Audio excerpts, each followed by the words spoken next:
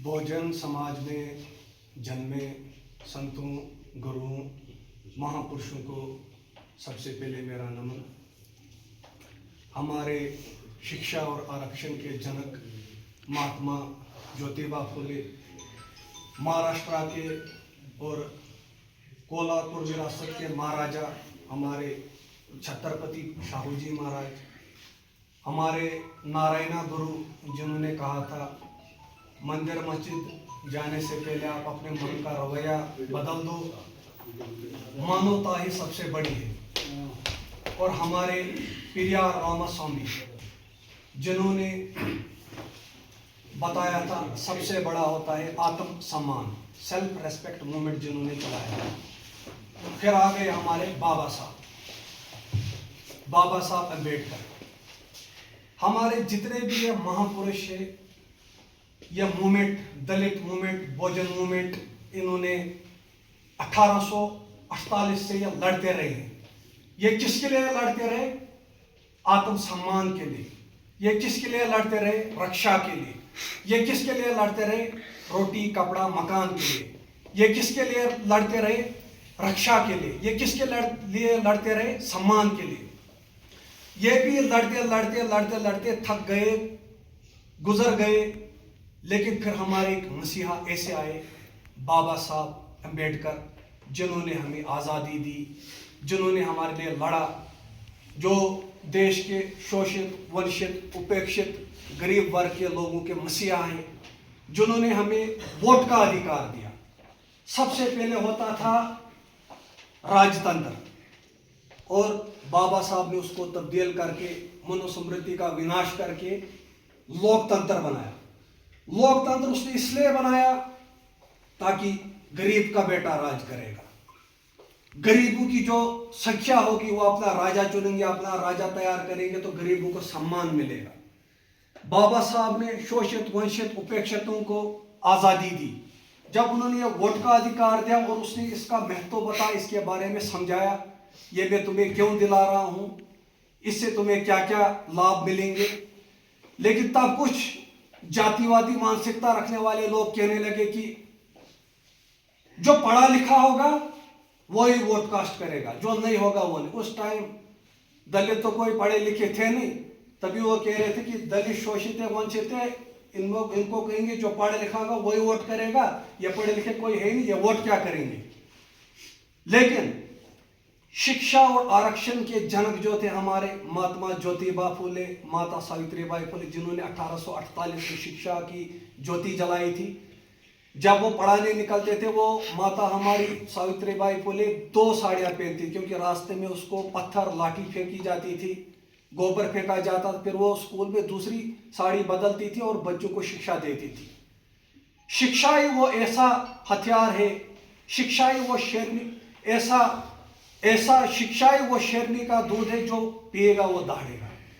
लेकिन ये लड़ते लड़ते लड़ते लड़ते संघर्ष करते रहे। लेकिन फिर जब बाबा साहब आए, उन्होंने ये सब हमें बताया। उन्होंने अपने बच्चों का बलिदान दिया, अपनी बीबी का बलिदान दिया, संघर्ष करते रहे, लड़ते रहे, फिर जाके हम आज़ाद हुए।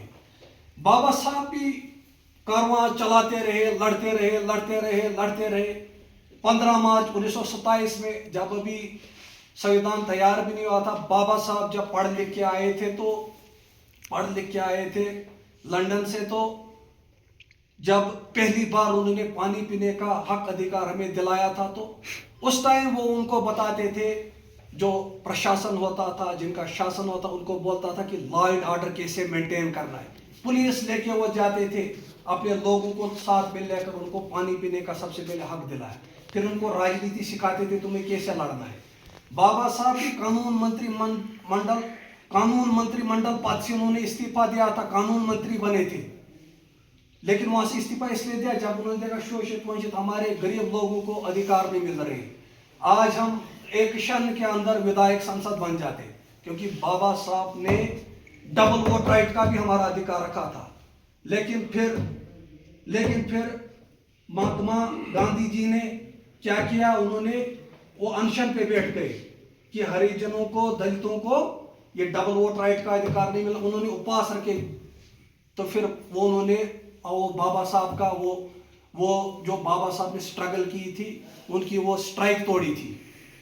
नहीं तो आज दलित अगर कोई वोट करते तो, क्योंकि हमें 6,500 वर्षों तक पढ़ने लिखने का अधिकार नहीं था, हम शोषित थे, वंचित। आज जो आरक्षण है हमें कोई भीख नहीं है, प्रायश्चित थी इनकी गलतियों का। जब तक सूरज चांद रहेगा 6,500 वर्षों तक, जब तक हमें आरक्षण नहीं रहेगा, जब तक हम भी अमीरों के बराबरी नहीं करेंगे, हमारे गरीब लोग नहीं, तब तक ये आरक्षण रहेगा। बाबा साहब अम्बेडकर लड़ते रहे और ये सब हमें उन्होंने दिलाया। लेकिन फिर जब मान्यवर काशीराम साहब आए, उन्होंने हमें बताया कि बाबा साहब ने एक उंगली ऊपर की तरफ रखी है और अपने बाईं बाजू है कि आप एमएलए एमपी बनो, पार्लियामेंट में जाओ और इस कानून की रक्षा करो। लेकिन हमारे लोग जो है, कुछ चंद लोग जिनकी वजह से समाज कमजोर है, लाचार है, बेबस है, असहाय है, लेकिन हमें मजबूती से लड़ना है, कार्य करना है। आज हमारे लोग एक क्षण के अंदर विधायक संसद बन जाते अगर वो डबल वोट राइट का हक अधिकार हमें होता तो, क्योंकि हम 6,500 वर्षों तक ना पढ़ पाए हैं, ना लिख पाए हैं, ना मंदिर चढ़ पाए हैं, ना पानी पी पाए हैं। आगे हम पीछे झाड़ू होता था हमें। इन सब से हमें आज़ादी दी बाबा साहब ने। लेकिन फिर बाबा साहब को जमीन पे लाने का काम किसने किया? मान्यवर साहब ने, मान्यवर कांशीराम साहब ने, जिन्होंने 25 साल तक बामसेपुर डियास्पोरा का संगठन बनाया। वो बताते थे उस टाइम में, संगठन बनाओ, एकजुट रहो, तुम्हारे ऊपर कोई जुल्म अत्याचार नहीं करेगा, तुम्हारी बहू बेटों के साथ कोई छेड़छाड़ नहीं करेगा, तुम्हारी कोई हत्या नहीं करेगा। जब तुम्हारे अंदर एकता होगी तो बड़ी से बड़ी ताकत को गिरा सकोगे, बड़ी से बड़ी ताकत को टेस्ट कर दोगे। लेकिन फिर उसके बाद जब कांशीराम साहब ने बाबा साहब को जमीन पे लाने का काम किया तो अपने ही लोग कांशीराम के खिलाफ हो गए। लेकिन वो कड़ा संघर्ष, कड़ा प्रयास करके 25-30 साल तक बामसेपुर डियास्पोरा का संगठन उन्होंने बनाया और उसके बाद बहुजन समाज पार्टी को जन्म दिया। और उन्होंने माननीय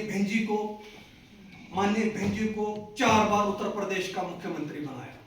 आज सबसे पहले हम माननीय भेंजी ने 77 से लड़ाई लड़ी, उसका